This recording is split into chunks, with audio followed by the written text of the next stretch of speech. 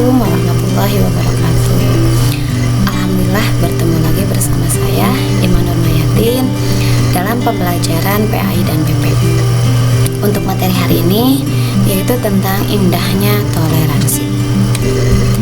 Bisa kalian perhatikan gambar yang saya tampilkan. Di sini menggambarkan aneka ragam agama di Indonesia, bahkan mungkin beraneka ragam agama di dunia. Materi ini, gambar ini erat kaitannya dengan materi kita hari ini, yaitu tentang toleransi.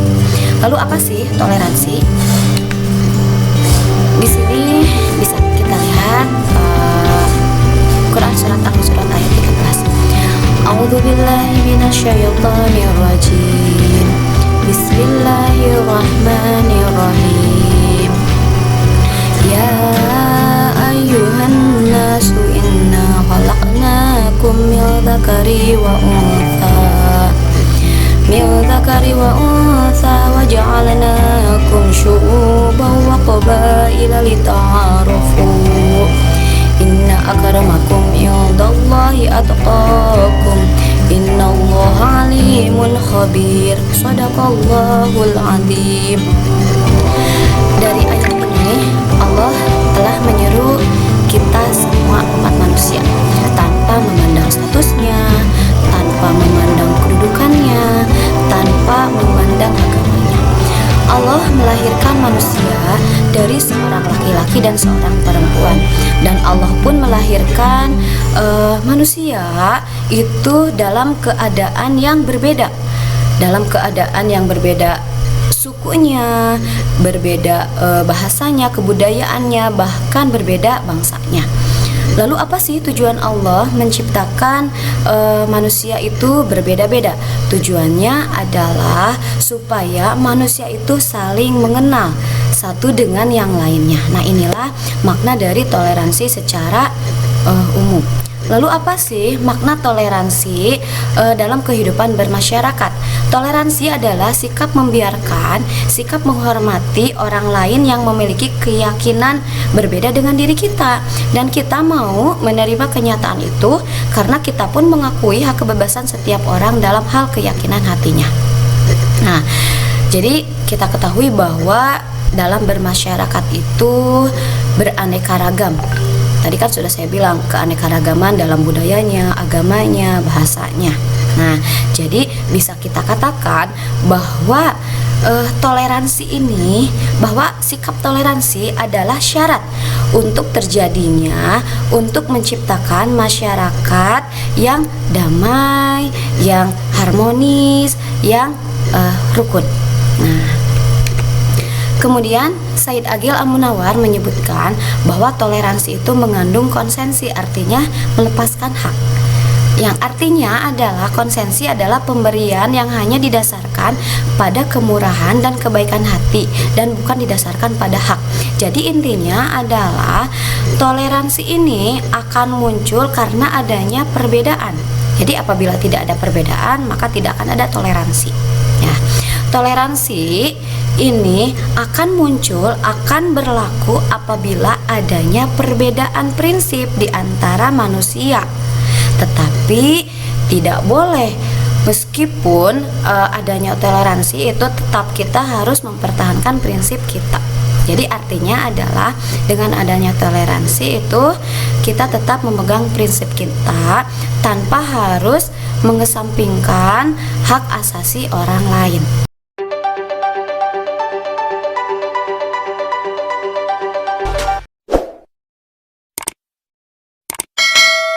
Adapun batasan toleransi menurut Said Agil itu ada dua. Yang pertama adalah setiap agama menjadi tanggung jawab pemeluk agama itu sendiri, dan yang kedua adalah toleransi dalam pergaulan hidup umat beragama bukanlah toleransi dalam masalah keagamaan.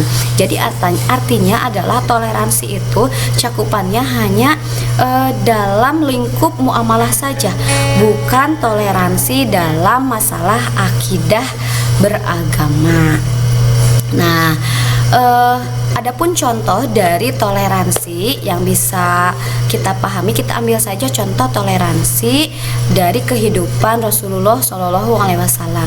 beserta para sahabatnya. Jadi pada saat Rasulullah SAW beserta para sahabatnya hijrah dari Mekah ke Madinah, mereka dihadapkan dengan situasi masyarakat yang berbeda agamanya, beraneka ragam. Jadi di Madinah bukan hanya ada agama Islam saja, tetapi di Madinah pun terdapat beberapa pemeluk agama, ada yang Yahudi, ada yang Nasrani. Lalu apa sih langkah yang dilakukan oleh Rasulullah SAW?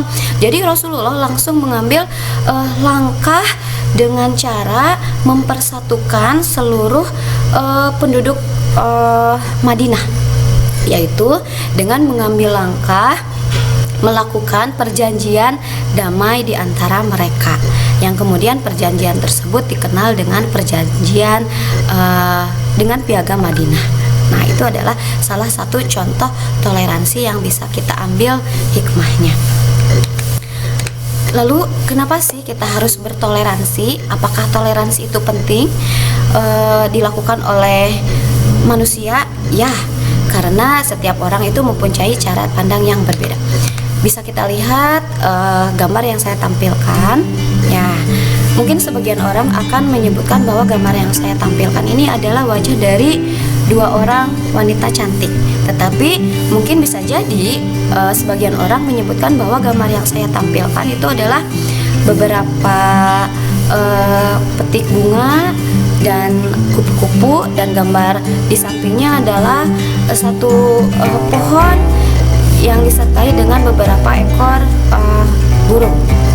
Semuanya jawabannya bisa jadi adalah benar, karena tadi saya katakan bahwa cara pandang orang itu berbeda-beda. Kemudian alasan lainnya kenapa kita harus bertoleransi, karena apabila tidak ada toleransi di antara manusia, maka akan memunculkan diskriminasi dari pihak mayoritas terhadap kaum minoritas. Kaum minoritas akan tertindas baik secara fisik maupun non fisik, dan apabila hal ini terjadi maka akan mengakibatkan hal yang buruk.